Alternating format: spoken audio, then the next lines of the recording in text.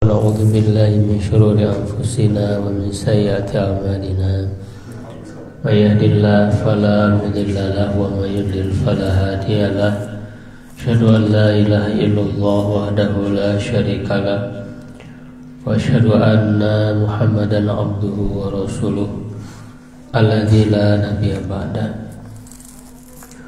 ونصلي ونسلم على سيد الأولين والآخرين نبينا محمد وعلى آله وأصحابه ومن اهتدى بهديه واستنى بسنته إلى يوم الدين.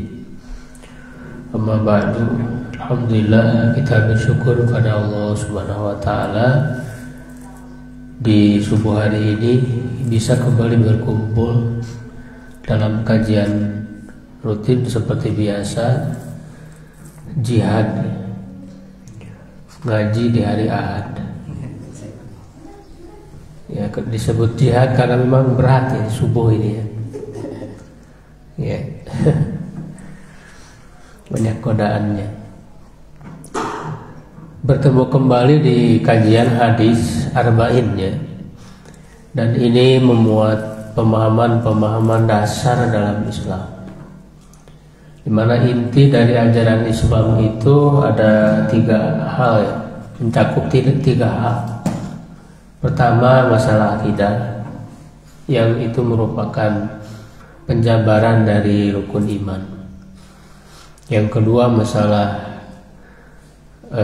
fikih, yang itu merupakan penjabaran dari Islam, rukun Islam. Dan akhlak ya, atau suluk penjabaran dari rukun ihsan, sebagaimana sudah disebutkan ya di hadis sebelumnya nomor 2. Ya, lalu syarat diterimanya amal ya itu niatnya ikhlas, kemudian sesuai dengan sunnah. Ya, nah, lawan dari orang tidak melakukan amal sesuai dengan sunnah adalah bid'ah. Itu sudah dibahas di hadis sebelumnya, hadis nomor 5. Nah, hadis yang nomor 6 ini titik tekannya adalah sebagaimana di judul, menjauhi syubhat, menjauhi perkara yang syubhat. Nah, ini sebetulnya penjabaran dari ihsan, penjabaran dari akhlak. Ya, salah satu akhlak yang penting yang dimiliki oleh orang yang beriman ya adalah menjauhi syubhat. Titik tekannya ke situ. Ya, artinya bukan hanya yang jelas-jelas halal dan haram. Ya, kalau di banyak hadis-hadis arba itu kadang ada yang memberi judul halal dan haram. Ya, betul di sini disebut halal dan haram, tapi titik tekannya bukan ke halal haram sebetulnya. Ya, tapi perkara yang syubhat. Ya. Nah, hadisnya diriwayatkan dari seorang sahabat yang bernama Nu'man bin Bashir ya. An Abi Abdullah Nu'man bin Bashir radhiyallahu anhuma. Qala, dia berkata, sami'tu Rasulullah sallallahu alaihi wasallam yaqulu. Aku mendengar Rasulullah sallallahu alaihi wasallam bersabda, innal halala bayyinun wa innal harama bayyinun. Sesungguhnya yang halal itu jelas dan yang haram itu jelas. Wa bainahuma umurun mushtabihatun la ya'lamuhunna katsirun minan nas. Dan di antara halal dan haram itu ada perkara-perkara yang syubhat, yang belum jelas, yang samar-samar, yang tidak diketahui oleh kebanyakan manusia. Jadi titik tekannya kepada yang syubhat tadi, yang samar-samar. Ya, jadi diawali dulu dengan bahwa yang halal itu jelas, yang haram itu jelas. Ya, tapi ada yang belum jelas apakah halal atau haram. Nah, itulah syubhat. Ya. Nah, jadi ini menegaskan bagi kita bahwa kalau soal halal haram ya, itu jelas tidak ada kesamar-samaran. Ya, makanya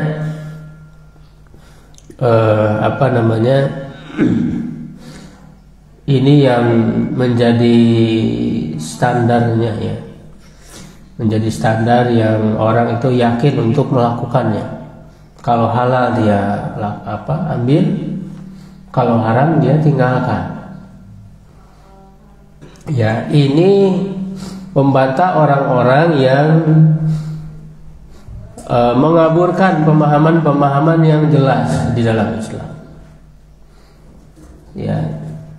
Ya karena tujuannya hanya sebetulnya ingin menghindar aja dari syariat. Ya, tapi mereka berusaha mengaburkan hal-hal yang jelas di dalam Islam. Misalnya ketika kita sampaikan kepada orang lain ya bahwa ini haram, ya ini dilarang oleh Allah. Ya alasan mereka kan jangan soalim gitu. Ya. Itu kenapa ngatur-ngatur? Apakah kamu sudah jadi Tuhan katanya gitu.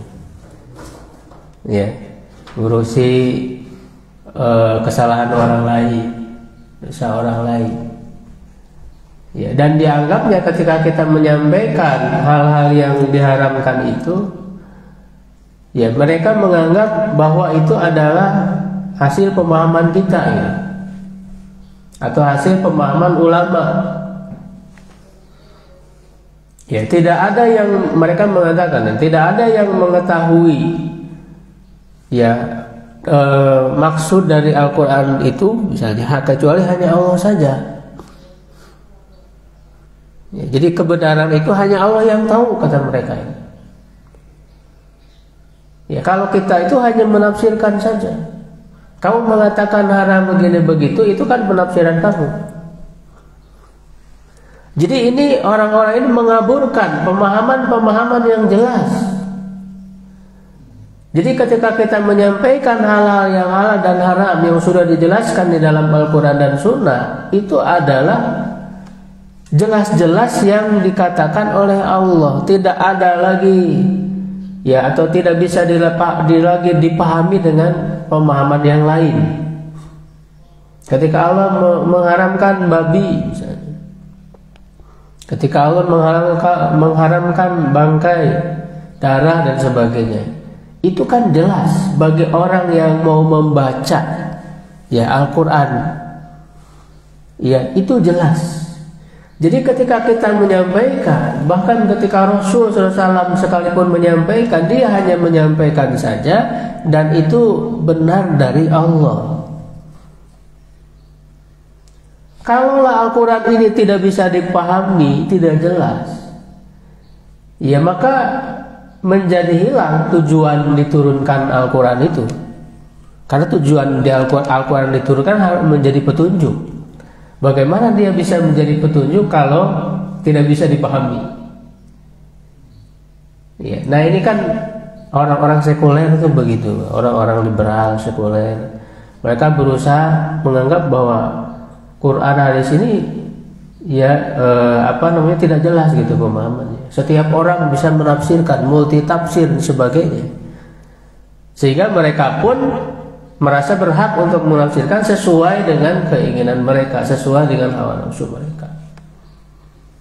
Nah, ini kita harus berhati-hati. Jadi dalam Islam ini, dalam Quran, dalam Sunnah, ada pemahaman yang sangat jelas, yang dipahami bahkan oleh orang yang paling dalam sekali ilmunya, sampai yang paling awam pun kalau dia mau baca, kalaupun gak bisa bahasa Arab ada terjemahnya, ya itu jelas sekali bisa dipahami. Bahkan bahasanya juga tentang yang haram kan hurrimat gitu, diharamkan atas kalian al-maitatu wadamu dan seterusnya. Itu jelas sekali. Ya, jadi ada perkara-perkara yang qat'i dalam Islam ini. Tidak ada ya kesamar-samaran. Ya, bahkan tidak ada perbedaan pendapat para ulama ini. Ya, bangkai haram, homer haram. Ada nggak ulama berbeda pendapat? Tidak ada. Itu perkara yang qat'i. Ya, nah oleh orang-orang sekuler itu mau dikaburkan. Oh, katanya Homer haram karena di Arab itu panas, jadi nggak cocok kalau minum Homer. Kalau di Indonesia kan dingin ya, iklim apa istilahnya tropis gitu, jadi justru orang minum Homer itu cocok kalau di Indonesia karena untuk menghangatkan badan, ya kan? Beda gitu. Jadi mereka menganggap oh ini beda ininya, beda konteksnya, ya gitu. Jadi akhirnya menurut orang-orang sekuler ini agama itu ya harus tunduk pada perubahan sejarah menurut mereka. Ya, sesuai konteksnya. Inilah yang disebut dengan hermeneutika ya. Karena mereka menggunakan cara itu untuk memahami Bible dulu, lalu mau diterapkan kepada Islam, pada Al-Quran dan Sunnah. Ya, jadi menurut mereka itu harus dipahami ulang, dan akhirnya habis, tidak ada pemahaman Islam itu. Ya, jadi meliberalkan Islam itu ya artinya menghilangkan semua ajaran Islam, karena menurut pikiran mereka dirubah semuanya. Jilbab tidak wajib karena itu tradisi orang Arab, kata mereka. Padahal kalau kita ingin tahu tradisi orang Arab jahiliyah dulu seperti apa, tidak menutup aurat, tidak memakai jilbab. Jadi bukan budaya Arab, tapi ini syariat Islam. Yang syariat Islam itu sejak awal Allah menurunkan wahyu mengatakan zikrul lil alamin, sebagai peringatan bagi seluruh alam. Ini berlaku untuk semua dimanapun kamu berada. Makanya nggak ada istilah oh ini Islam Arab, Islam itu satu, semuanya sama. Ya, tidak dibeda-bedakan. Ya, mau disebut oh ini Islam Nusantara, beda. Sama, Islam itu sama semua ajarannya. Karena tadi ada hal-hal yang jelas, halal haramnya sama. Gitu. Ya, kalau soal masalah budaya yang dibolehkan oleh Islam, ya itu silakan. Seperti berpakaian kan nggak harus pakai gamis. Kalau gamis memang itu budaya Arab. Ya, tapi ya bukan berarti orang Indonesia nggak boleh pakai gamis, ya silakan. Jadi ada batasan masalah budaya itu. Nah, jadi ini menjelaskan bahwa halal itu jelas, haram itu jelas. Jadi nggak ada lagi alasan ya untuk tidak meninggalkan hal-hal yang haram, karena Allah sudah menjelaskan sejelas-jelasnya. Kamu nggak bisa lari lagi. Dimana orang yang suka mengaburkan hal yang jelas ini dicontohkan oleh orang-orang Yahudi kan? Ketika disuruh untuk menyembelih sapi, ya sapi, ya, Al-Baqarah itu kan, kemudian dinamakan dengan surah Al-Baqarah. Itu udah jelas tuh perintah itu, tapi mereka masih mengaburkan, masih bertanya-tanya terus. Yang kayak gimana sih? Terus aja bertanya-tanya. Itu kan sikap orang-orang Yahudi. Ya, makanya umat Nabi Muhammad SAW ini dilarang untuk banyak bertanya dari hal-hal yang jelas. Ya, itu innallaha karihalakum, Allah itu membenci dari kalian itu qila wa qala, ya berkata tanpa jelas sumbernya. Ya, qila wa qala, katanya, jadi nggak jelas sumbernya. Wa kasrata soal, banyak bertanya. Jadi hal-hal yang jelas tujuannya itu tadi untuk mengaburkan hal-hal yang sudah jelas. Ya, gitu. Jadi kalau hal yang sudah jelas itu ya langsung amalkan. Gitu, jangan banyak bertanya. Nah, jadi ini ya. Nah, lalu jadi apa namanya standar ya orang beriman itu menjauhi yang haram ya dan mengambil yang halal. Ya, jadi kalau memang sudah jelas ya hal itu haram, ya maka kita harus menjauhinya. Ya, dan ini menunjukkan apa namanya komitmen ya orang beriman itu kepada masalah ini, karena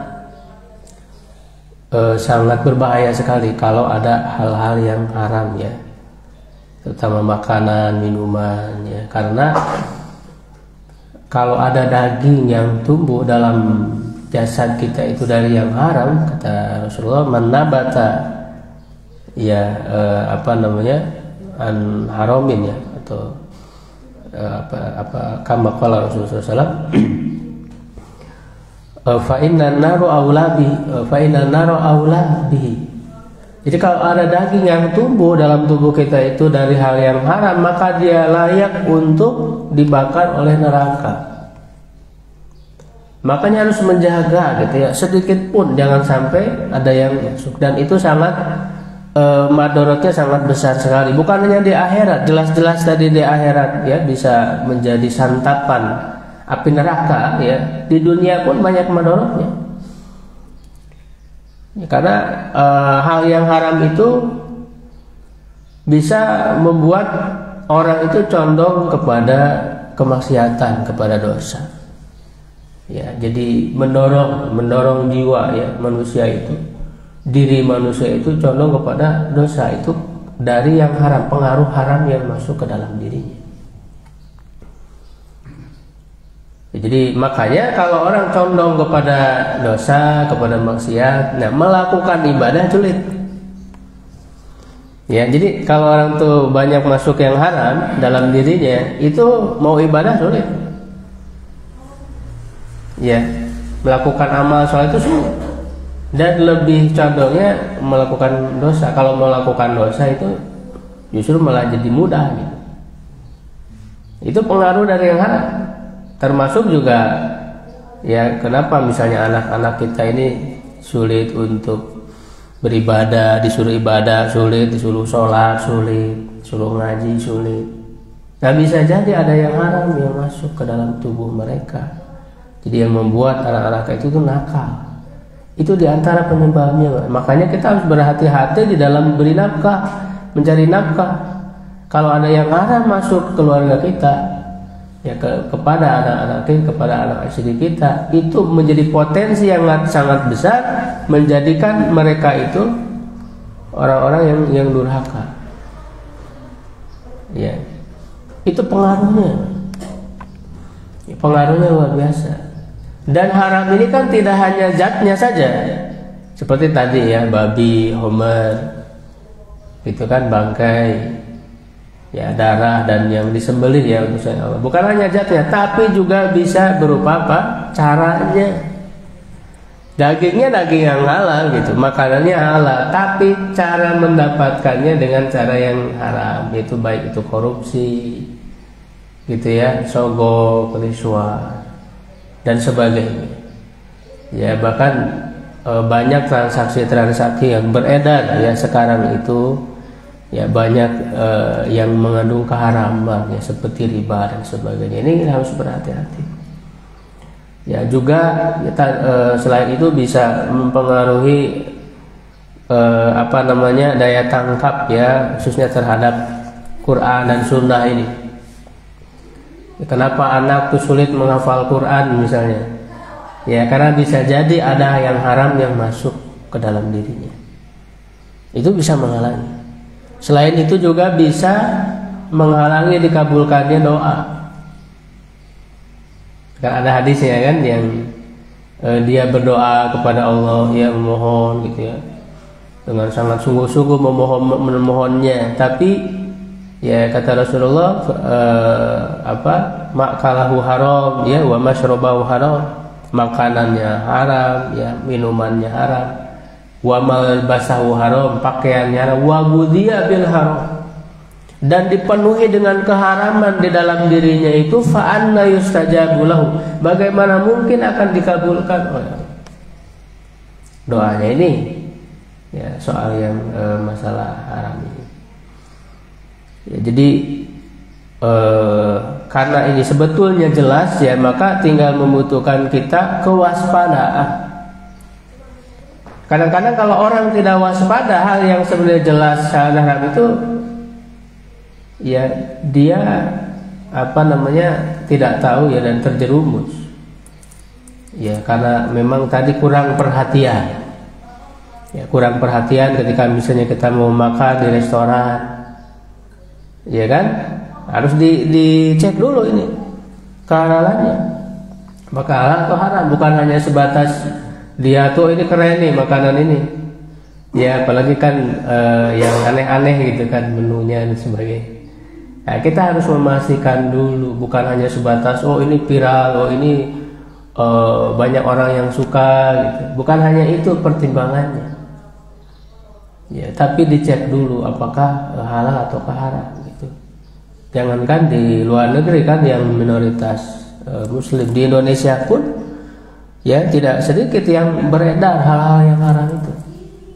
Ya baik itu di restoran-restoran bahkan sampai di pinggir-pinggir jalan pun ya ada gitu. Ya yang mengandung hal-hal yang haram. Jadi perlu kita kewaspadaan dan mengecek terlebih dahulu gitu. Jangan-jangan ini haram. Makanya kan ada tuh jajanan-jajanan ya yang disebarkan ya oleh MUI itu mengandung babi. Ya, itu harus waspada. Ya.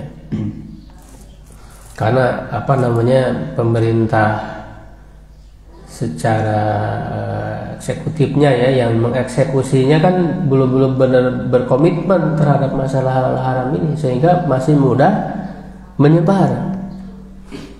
Ya masih mudah menyebar gitu ya. Nah terlebih lagi ya ada hal yang syubhat. Nah kalau hal yang syubhat ini kalau orang berusaha bukan hanya menghindari yang haram tapi yang syubhat yang belum jelas pun dia hindari. Nah ini adalah sifat waro disebutnya. Dia punya tingkat ketakwaan yang lebih tinggi. Bukan hanya yang jelas-jelas haram, tapi yang masih samar-samar. Ini masih belum jelas apakah halal atau haram, dia jauhi. Nah itulah sikap waro yang disebutkan di dalam hadis ini. Ya, jadi hal-hal yang syubhat kata Rasulullah yang banyak orang tidak mengetahuinya, tidak mengetahui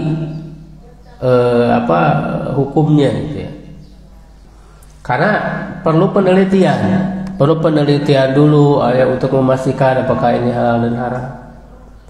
Ya atau bisa juga ada dalil-dalilnya yang secara zahirnya terlihat bertentangan, jadi butuh pemahaman ya yang kuat yang dalam untuk memahaminya. Nah ini tugas para ulama menyimpulkan ketika hal yang belum jelas itu apakah halal atau haram. Bagi orang yang punya sifat waro ya maka dia akan menjauhi yang syubhat, jangankan yang haram. Karena untuk sikap kehati-hatiannya waro itu. Ya, maka di sini Rasul menegaskan famanittaqa syubhat faqad istabra li dini wa iti. Siapa yang menjauhi hal-hal yang syubhat sungguh dia telah ya membersihkan diri ya pada agama dan kehormatannya. Jadi kalau yang syubhat dia jauhi ya itu bisa menyelamatkan diri, selamat agama dan kehormatannya akan selamat gitu ya. Misalnya apa namanya dalam hal bekerja gitu, jika bekerja sama dengan perusahaan tertentu yang dia melakukan praktek-praktek yang haram gitu, walaupun kita tidak secara langsung gitu ya melakukan praktek yang haram itu ya, tapi bekerja sama dengan pihak yang dia melakukan haraman. Nah itu kan uangnya itu apakah dihasilkan dari praktek yang haram ataukah bukan? Itu kan syubhat jadi. Ya. Itu kan syubhat dan lebih baik dijauhi sebagai sikap waro ini, kehati-hatian. Ya walaupun memang sulit gitu ya. Bekerja sama dengan pihak-pihak untuk dipastikan mereka melakukan praktek haram atau tidak, itu rata-rata kan melakukan praktek riba, ya kan, transaksi dengan sistem bunga dan sebagainya, ya kan, gitu. Kalau misalnya kita melakukan akad ya transaksi jelas-jelas transaksi itu haram ya itu berarti yang termasuk bayin tadi haramnya, ya itu jelas harus dijauhi. Tapi kalau transaksinya memang sebenarnya tidak ada unsur haram, tapi pihak yang bertransaksi dengan kita itu dimungkinkan, ya dia melakukan berarti haram. Dia kan menghasilkan uang. Nah, uang yang bertransaksi dengan kita tidak tahu apakah yang bersumber dari yang haram ataukah dari yang halal. Nah, itu syubhat. Maka yang syubhat ini lebih baik dijauhi ini. Ya, jadi bisa menjaga kebersihan agama dan kehormatan, walaupun memang ya sulit ya di zaman kita sekarang. Ya, karena masih terpengaruh gitu ya, kuat oleh sistem riba itu. Ya, maka sekemampuan kita bersikap warok di zaman seperti sekarang. Makanya kan kata Rasulullah, orang yang komitmen dengan agamanya di akhir zaman itu nanti dia seperti orang yang memegang bara api. Ya. Bahkan juga ada hadis yang menyebutkan di akhir zaman itu sebaik-baik harta seseorang adalah kambing yang dia gembalakan di atas bukit, di atas gunung. Itu kata Rasul, sebaik-baik harta di akhir zaman. Kenapa? Kalau kita pahami ternyata mereka terjaga itu hartanya karena mereka menjaga harta mereka ya untuk terlibat dengan orang lain, perputaran ya, transaksi dengan orang lain, karena mereka bisa makan dari hasil ternaknya sendiri, itu hasil dari nanamnya sendiri, tidak banyak bertransaksi dengan pihak-pihak yang lain. Karena saking merebaknya transaksi-transaksi yang haram, begitu. Ya, dan sikap ya sangat komitmen ya dengan yang jelas-jelas haram ya, apalagi ya termasuk juga dengan syubhat. Ya, ini sudah dicontohkan oleh Rasulullah dan para sahabat. Ya, para salafus saleh itu sudah mencontohkan, misalnya Nabi Muhammad SAW sangat menjaga sekali jangan ada sedikit pun yang masuk ke dalam yang haram ke dalam tubuhnya dan tubuh anak-anak keturunannya. Ya, salah satu kisah misalnya ada cucu Rasulullah SAW, Hasan ataupun Husain, dalam riwayat dalam hadis, ya, suatu ketika menemukan satu butir kurma di masjid. Dimakan tuh, dimasukkan ke dalam mulutnya. Rasul melihat, ya langsung memasukkan tangan beliau ke mulut cucunya itu dan mengatakan kih. Ya, kih itu artinya muntahkan, keluarkan. Ya, sampai dimasukkan tangannya ya ke dalam mulut itu, berusaha untuk dikeluarkan kembali yang sudah masuk itu. Itu hanya sebutir kurma yang ditemukan di masjid.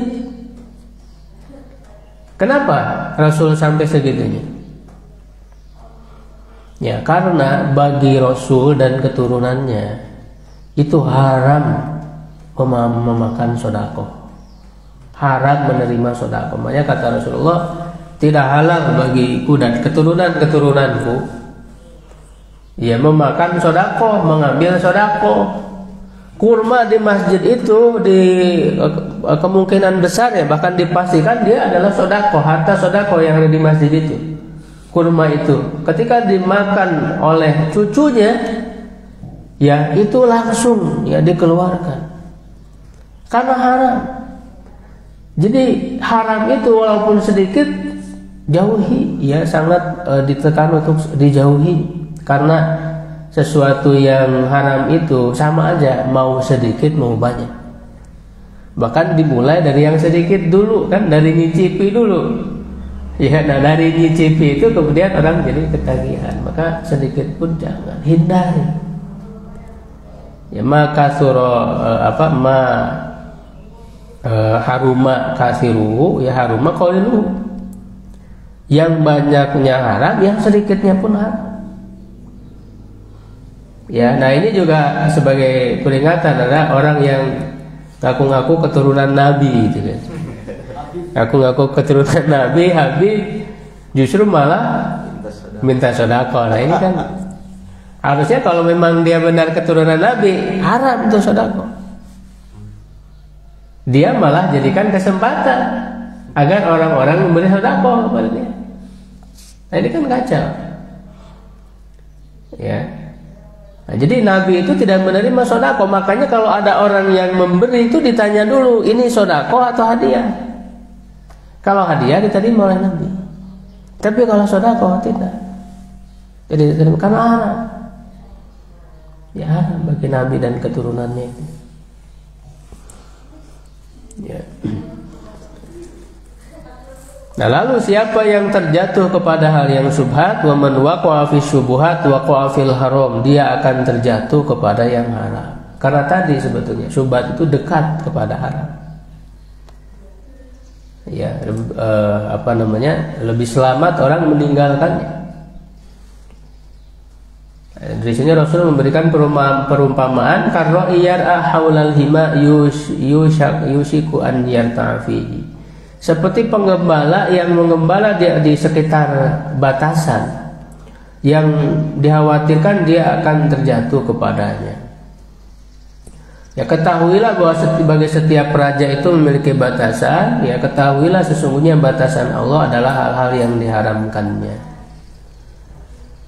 Jadi penggembala ya ketika dia mengembalakan ternaknya, kalau mengembalanya terlalu dekat dengan batas, itu dimungkinkan berpotensi besar si ternaknya itu melewati batas itu, ya, masuk kepada wilayah orang gitu. Misalnya kebun orang gitu. Ya, ada pagar, dikhawatirkan itu masuk ke situ karena terlalu dekat. Jadi orang yang melakukan syubhat itu dia terlalu dekat dengan yang haram. Ya, sehingga ketika dia mengambil yang syubhat itu, melakukan yang syubhat itu sudah sangat dekat dengan yang haram. Ya, jadi dimungkinkan besar terjatuh kepada yang haram. Jadi kalau orang sudah terbiasa ya, apalagi sudah terbiasa dengan hal-hal yang belum jelas, dia ambil aja gitu kan, ya udahlah nggak apa-apa, dia ambil aja. Nah, kalau orang sudah terbiasa dengan hal seperti itu sangat dimungkinkan terjatuh kepada yang haram. Makanya larangan-larangan dalam Islam itu kan tidak langsung ya melarang yang dilarangnya itu, tapi dilarang juga hal-hal yang mendekatinya. Itu kan banyak kan larangan-larangan itu seperti apa misalnya? Zina kan, larangan zina kan bagaimana? La taqrabuz zina. Jangan mendekati zina. Jadi bukan jangan zina, tapi jangan mendekati zina. Jadi hal-hal yang bisa mendekatkan kepada perzina jauhi. Karena ada langkah-langkahnya. Jadi setan itu ketika menggoda manusia kan ada langkah-langkahnya. Wala tatabi khutuwati syaitan. Jangan mengikuti langkah-langkah setan. Jadi ada tahapannya dulu ya, sampai orang-orang melakukan hal yang besar itu, dosa besar yang diharamkan itu. Ada stepnya dulu. Orang zina kan nggak langsung zina. Makanya dimulai dari apa? Dari pandangan mata. Makanya kan di surat An-Nur itu orang baik, orang-orang mukmin laki-laki ya yaguddu min absarihim wa yafadu furujahum. Ya, perempuan juga yagdudna min absarihinna wa yafadna furujahum. Ya, menjaga pandangan, menundukkan pandangan dan menjaga kemaluan. Ya, nah itu menjaga pandangan ini kan adalah hal tahap paling awal sampai tahap paling akhir. Menundukkan pandangan itu tahap paling awal karena bermulai dari pandangan mata, Nah, antara pandangan mata sampai kemudian kemaluan tadi itu artinya zina. Ya, sebagai tahap akhir itu di antara dua itu ada tahapan-tahapan yang lain di pertengahannya. Jadi dari mulai pandangan mata kan langsung nyari akunnya misalnya. Dicari nih akunnya enggak nih.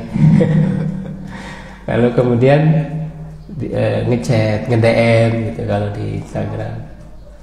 Ya kan, di chat. Kalau minta nomor WA-nya, ya kan, sudah minta nomor WA, rahayu gitu.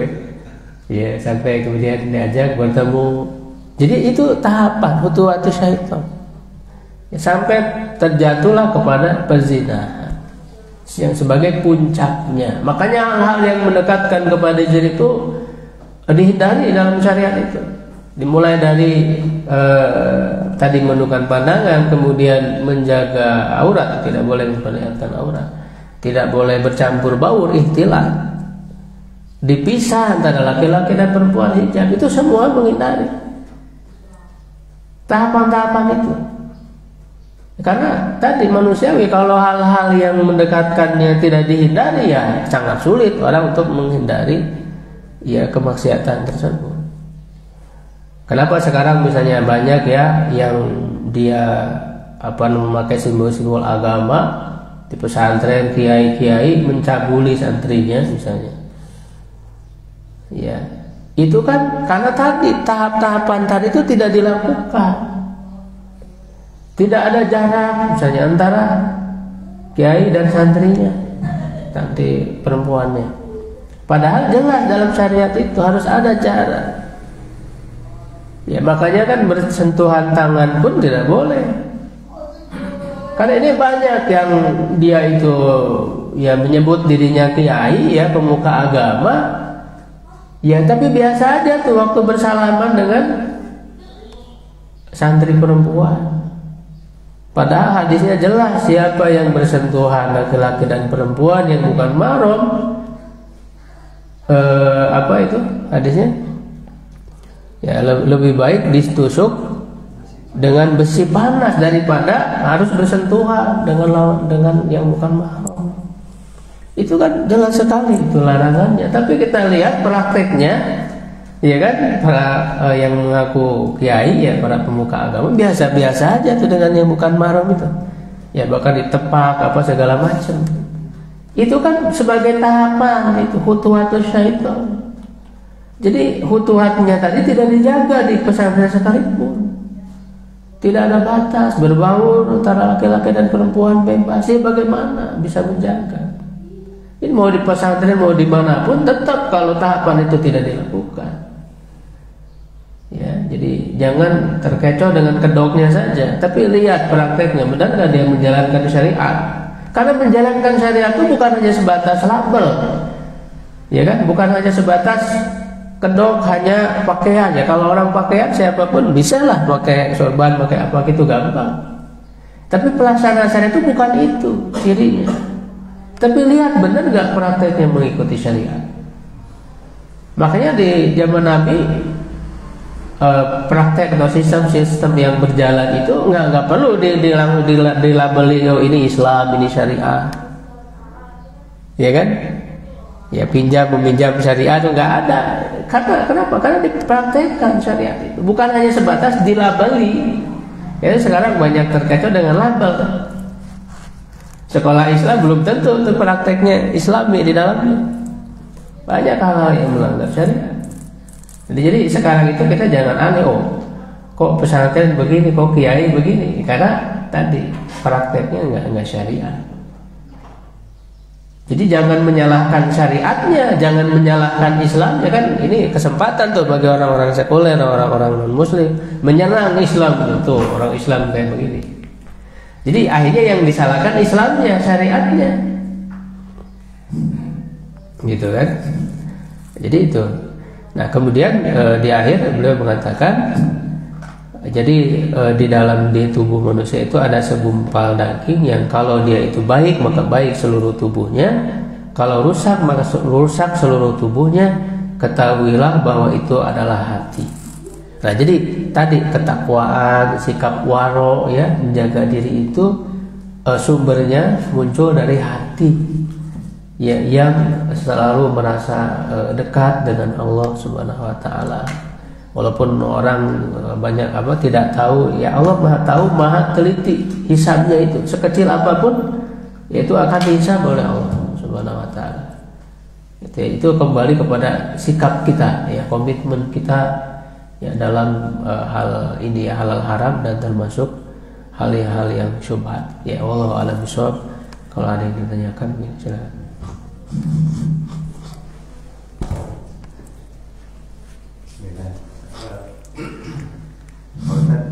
Yang ingin saya tanyakan kebetulan berkaitan dengan profesi saat ini yang saya geluti, Pak Ustaz.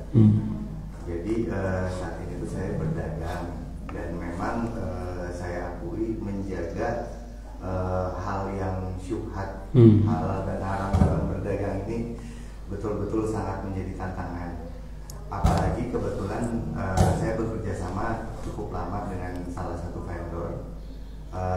Vendor saya ini dari luar negeri, Pak Ustaz.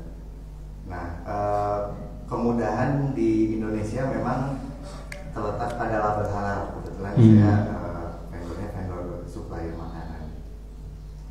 Nah, karena vendor saya ini dari luar negeri, akhirnya mereka itu tidak merasa sangat ketat memerlukan label halal sebetulnya.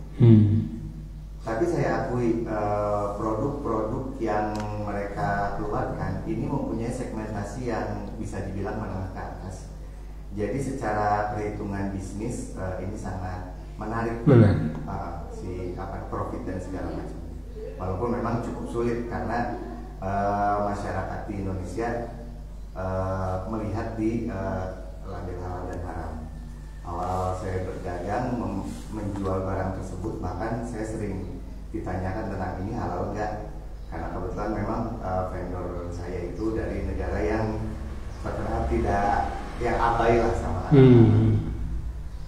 Nah, yang kemudian sering menjadi pertanyaan sebetulnya, dan saya sebetulnya berusaha menjaga si vendor ini mengeluarkan banyak sekali produk, tapi tidak saya ambil semua karena pertimbangan tidak ada ketegasan halal dan haram. Saya melihatnya pada salah satu produk yang saya jual ini adalah untuk kalangan vegetarian. Bahkan saya berkomunikasi diskusi dengan mereka, ternyata mereka itu sangat selektif, bukan pada halal dan haramnya, tapi pada kandungan komposisi produknya. Bahkan mereka menyampaikan, Pak, kalau di dalam produk ini ada bawang putih, maka kami akan menolak, tubuhnya yang akan menolak. Jadi Bapak bisa aja menjual ke kami, Bapak tidak bercerita kalau di sini ada komposisi bawang putih, bawang merah, tapi kami akan sakit. Nah, berangkat dari situ maka saya melihat, oh ini mungkin salah satu yang bisa saya upayakan, bentuk kehati-hatian, karena produk ini tidak ada label halal dan haram. Gitu. Alhamdulillah memang setelah beberapa tahun kemudian si prinsipalnya ternyata mengurus label halal dan haram. Nah, kaitannya kadang-kadang ini hanya satu kasus, banyak produk-produk yang pada saat saya bekerja sama mereka itu situasinya seperti itu. Nah, yang saya ingin tanyakan, kalau misalkan saya beristihad mengambil, saya mengambil produk ini, tapi kemudian tidak ada ketegasan halal dan haram, saya tuh kadang-kadang suka nggak tenang kalau sedang ibadah Pak. Iya, betul. Ini gimana ya? Walaupun saya berusaha menjaga hati-hati melihat komposisi, melihat segmentasi pasarnya dan segala macam.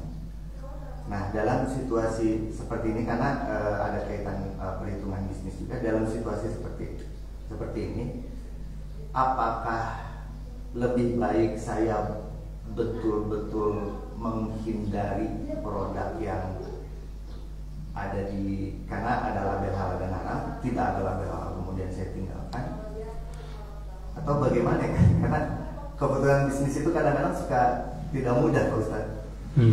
Itu bagaimana ya, Pak Ustaz? Ya itu tadi ya, kita berusaha ya.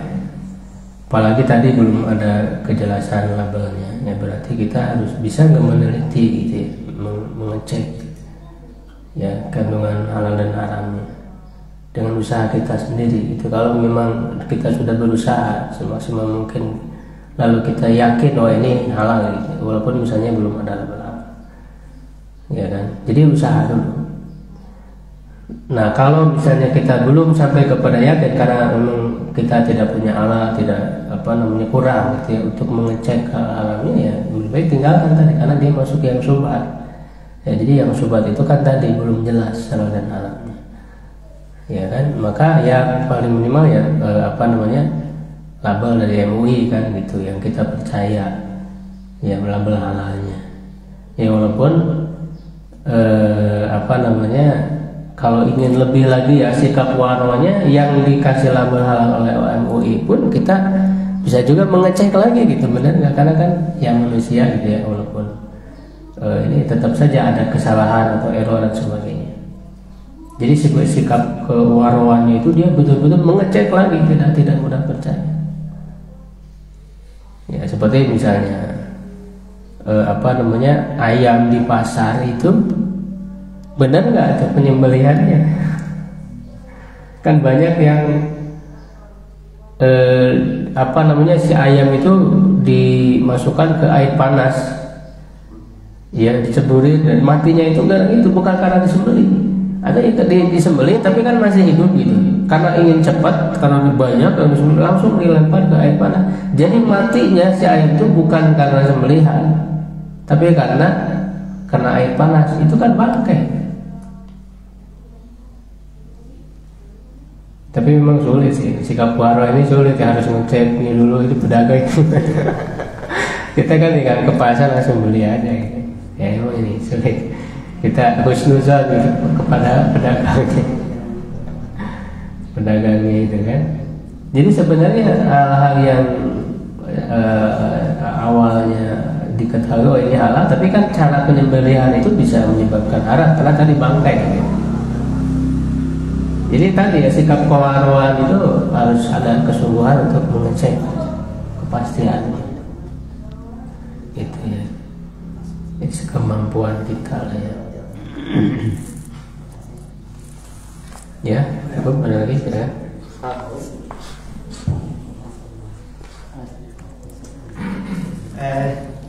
Ada satu yang di bahasa saya mungkin masih tersebut. Itu ada lagi istilah makruh kan. Oh iya. Itu juga sangat diinginkan oleh kaum muslimin. Dalam survei saya tahun 80-an hampir tidak ada yang memperhatikan makruh, terutama rokok ini. Kalau rokok itu kalau Profesor Keramatnya mengharapkan di Dewan Ulama juga sudah mengharapkan dari itu. Karena banyak kitab-kitab yang lihat produk rokok ini bukan lagi kayak zaman dulu gitu, zaman nenek moyang kita. Iya betul. Yang membuat rokok itu dari daun gitu, daun apa itu namanya? Iya. Jadi ada tanaman itu untuk membuat tembakau. Itu kan asli dari tembakau dari gunung-gunung pakai kulit apa gitu. Rokok saya ingat betul kakek saya begitu. Jadi panas bersih halal gitu ya. Iya. Kalau sekarang kan sudah campur apa mungkin narkoba mungkin apa. Satu. Yang kedua memang saya hampir tidak pernah makan daging ayam sembelihan itu. Sembelihan di pasar, kecuali langganan. Karena banyak juga hewan kita yang seperti di sini Al-Furqon, banyak yang dagang ayam negeri itu disembelih. Kita juga pernah, makanya saya bilang juga orang Islam itu harus mengerti politik. Harus banyak masuk politik, karena kebijakan itu di situ. Pengusaha itu seperti Tasik, pernah saya periksa. Itu nyembelihnya sewa. Semua yang nyembelih itu harus bisa berdoa dan sebagainya. Lalu dia tidak boleh melemparkan ayam itu sebelum mati ke tempat yang panas, air panas. Ini kan terindah, ada. Australia, negara kita ini termasuk Jawa Barat mengirim daging itu kan dari Australia. Itu banyak sekali daging sudah jadi dikirim kan. Nah, ternyata sekarang masih berlaku kita, kebijakan Jawa Barat tidak boleh menerima sapi yang sudah disembelih, tapi kirimkan sapi hidupnya. Kembangkan di Jawa Barat, Indonesia penuhnya ditiru itu, makanya sapi kita bergemukan sampai di Jawa sekarang. Itu sapinya yang dikirim bukan dagingnya, tapi masih banyak juga kan. Koneknya ini pemahaman ini masih sangat awam di masyarakat kita Ustaz. Penelitian saya dulu gitu. Jadi memang kita harus hati-hati sekali gitu. Saya hampir tidak pernah mau makan apa itu ayam negeri itu memang dari dulu. Tapi memang kadang-kadang kalau kita tahu siapa nyembelihnya, makanya langganan. Kalau dia di sepak ini jangan khawatir, banyak langganan kita yang caranya Islam ya. Itu makruh saja. Nah, terakhir dari saya bisa buktikan dalam perjalanan hidup saya. Pada waktu saya boleh ketua DPR, tanya sama Buya Bustami. Itu ulama Muhammadiyah tapi aktif di Istiqomah. Saya setari waktu itu. Buya, gaji DPR itu apa sih, haram atau halal? Subhat dia bilang. Dalam perjalanan, ini buktinya ini, bukti akidahnya. Dalam perjalanan betul. Apa yang didapatkan di sini diberikan di barat, dah lama baru hilang. Ditipu orang lah, dibuang orang, makanya dia terpukul mah, dikira lah. Lu minta kesehatan dikira, mudah-mudahan jadi amal lah. Tapi kerana memang dipaksa-paksa orang itu suka ngasih uang itu. Umpamanya kita mau pergian, sudah jelas kita dapat uang saku gitu. Uang saku itu halal atau haram kan gitu. Jadi bingung kita, udahlah lakukan. Kita uang saku itu kan jasa kita pergi. Kalau kita kerjanya baik, mudah-mudahan baik. Tapi kalau kerjanya piknik, kan bukan kerjaan itu.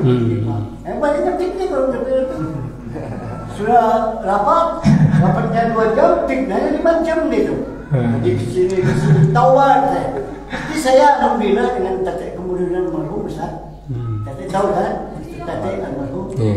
Saya tidak pernah ya. Kalau mereka jalan-jalan sudah rapat dengan tujuan, saya tidur di hotel. Tidur doa itu aja lah. Itu dengan Tate. Tapi jarang. Begitu kira-kira. Cuma yang soal makruh itu juga harus kita pertegas. Masih banyak orang yang mengerjakan makruh yang dalam tidak dosa kan? Terutama rokok ini yang paling bahaya. Jadi semua almarhum kami masih merokok, adanya berhentinya saja. Dan Abi itu sudah berhenti. Tidak pernah merokok dia. Oke sih. Ustaz Amin berhenti. Ya, memang secara rokok ya, untuk rokok, ulama di dunia hari ini mayoritas mengharapkan. Ulama di dunia, kalau kita mau mengecek ya seluruh fatwa-fatwa di lembaga fatwa di seluruh dunia di berbagai negeri itu haram, memfatwakan haram. Jadi mayoritas ya, karena memang sudah dibuktikan jelas ya kandungannya bisa membahayakan tubuh. Karena kan secara kaidah sebagai prinsip itu hal yang membahayakan itu haram. Asal dari segala sesuatu yang memadorotkan itu hukumnya haram. Ya, sesuatu yang memadorotkan, karena kan tidak boleh memadorotkan diri dan juga orang lain. La dororo wala diror, itu hadisnya nanti ada di hadis arba'in. Tidak boleh memadorotkan diri dan juga orang lain. Kalau sudah jelas dipastikan itu memadorotkan, sangat membahayakan, makanya banyaknya. Walaupun ya ada ya yang masih tadi memakruhkan, tidak sampai haram. Nah, makruh ini kan untuk dijauhi, bukan untuk dilakukan. Jadi orang beralasan makruh tapi dilakukan, itu di jalan. Karena tidak berdosa. Iya. Padahal tadi ini sebenarnya subhat juga, bisa sampai kepada subhat bagi orang yang belum jelas gitu ya hukumnya. Apalagi cuma makruh tadi bisa masuk kepada subhat. Apalagi misalnya dia sebagai tokoh, sebagai ulama, ya kan? Harusnya ya janganlah melakukan yang makruh. Karena mereka kan diikuti, panutan, sehingga banyak orang tua tuh ulamanya juga ini. Jadi dia itu patokannya mesti tahu. Dia harus memberi contoh yang baik. Ulama itu harus menjadi terdepan, jangankan yang haram, tadi yang makruh itu dijauhi. Nah, kenapa? Kalau kita baca ya, ada ulama-ulama dulu ya, bukan ulama sekarang, itu membolehkan. Karena memang beda. Seperti misalnya Imam Asy-Syaukani ya, Imam As-San'ani, dan ada para ulama yang mereka menghalalkan rokok ya. Kenapa? Karena memang zatnya berbeda waktu itu, hanya tadi simpel gitu kan, dari daun langsung gitu. Tidak ada unsur zat-zat yang lain. Dan juga pada waktu itu penelitiannya tidak sebelum secanggih sekarang untuk meneliti itu di zaman ulama dulu itu. Sehingga jangan kita kemudian bertaklid gitu, memakai fatwa ulama di zaman itu diterapkan di zaman sekarang, karena fatwa itu harus melihat objeknya, gitu ya. Makanya fatwa itu bisa berubah dengan perubahan objeknya, bukan hanya sebatas nama gitu. Ya, bahkan dulu istilah kohwah ya, bahasa kita kan kopi ya, kohwah itu dulu para ulama memfatwakan haram kopi itu. Ya, tapi kan maksudnya beda. Dulu yang dimaksud kohwah, kopi itu adalah salah satu bentuk homer, salah satu macam homer gitu, disebut kohwah, kopi. Kalau sekarang kan beda maknanya. Jadi harus dilihat ya. Jadi ada perubahan objeknya ya, maka akan berubah juga fatwa. Jadi nggak tepat kalau sekarang menghukumi hukum rokok yang sekarang dengan fatwa ulama dulu. Harus dilihat dulu objeknya. Itu ada yang terkecoh seperti itu, dan juga dia misalnya mengandalkan berdasarkan dokter 1-2 orang yang mengatakan tidak berbahaya, kan ada tuh. Justru kan mayoritas dokter ya hampir semua kan mengatakan madorot gitu kan, jelas membahayakan. Ya, nah soal tadi gaji ya DPR ya ataupun dari pemerintahan ya tadi ya, kita sebagai sikap waro itu dengan hal-hal yang masih belum jelas itu ya kita berusaha untuk menghindarinya. Itu sikap waro itu seperti itu, termasuk juga tidak sesuai dengan pekerjaan ya, itu kan termasuk khianat ya, dan itu bisa jadi tidak halal. Jadi dikasih gaji tapi kerjanya nggak jelas. Ya, itu tidak sesuai gitu kan, tidak menjalankan. Karena kan orang mendapat hak itu karena melakukan kewajiban dulu. Kewajibannya dia tidak lakukan, dia dari haknya. Berarti kan sebenarnya itu dia belum berhak gitu. Tidak berhak. Maka sebagai sikap kehati-hatian tadi, kalau misalnya kita kerjanya nggak jelas tiba-tiba dikasih, apalagi ini uang rakyat gitu, uang negara ya, umum, milik umum. Nah, itu kita berusaha untuk menghindari. Makanya para tokoh kita itu kan betul-betul dulu Pak menjaga ya, seperti Muhammad Nasir itu sangat menjaga ya, sekecil apapun, sampai beliau pakaian itu bolong-bolong kan gitu. Ya kan, karena sangat tidak mau menghindari. Ketika ada kendaraan ya dinas, dia tidak mau pakai untuk keperluan pribadi gitu. Itu tadi karena menjauhi ya hal-hal yang syubhat itu. Ya. Baik, mudah-mudahan cukup ya. Satu lagi ada ya, silakan.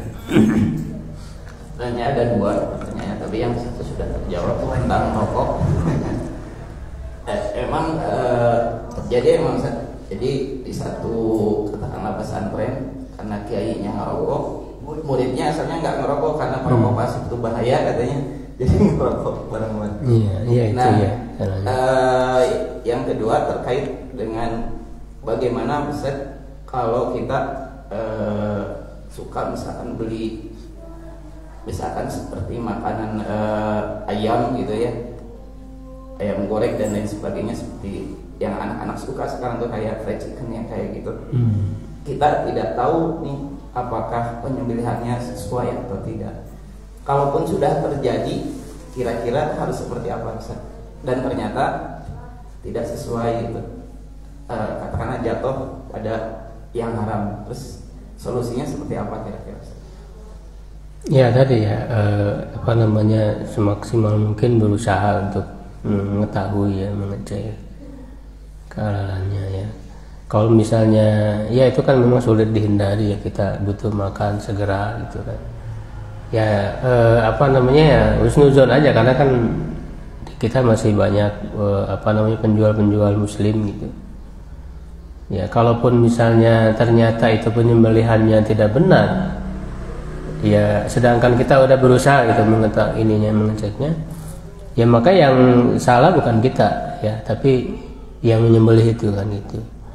Kalau kita sudah berusaha tadi itu ya, kecuali ya kalau misalnya benar-benar darurat kan, kadang-kadang orang udah lapar nih, udah kelaparan, mau makan kan sulit, mau ngecek dulu gitu gimana, lama. Kadang-kadang kan dalam kondisi darurat itu kan yang haram aja bisa jadi halal gitu kalau dalam kondisi darurat. Nah, jadi ya kalau ya makanya harus banyak beristighfar tuh di situ, istighfar. Ya, jangan-jangan ada yang haram. Ya sembari terus berusaha ya memastikan dan juga diantaranya ya pada pemerintah gitu ya berusaha membuat kebijakan dan sebagainya, itu bagian dari usaha ya, membuat aturan-aturan dalam hal soal halal haram ini gitu ya. Baik, wallahu a'lam bishawab. Qulu qouli hadza astaghfirullah li wa lakum. Assalamualaikum warahmatullahi wabarakatuh.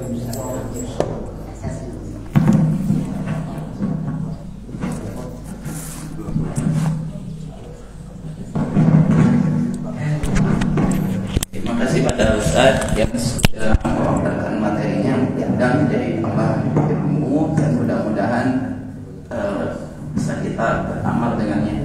Dan mohon maaf yang bertanya di medsos karena waktu sudah cukup siang, jadi Pak Ustaz sudah jawab. Mungkin di lain kajian insya Allah bisa diajukan pertanyaannya.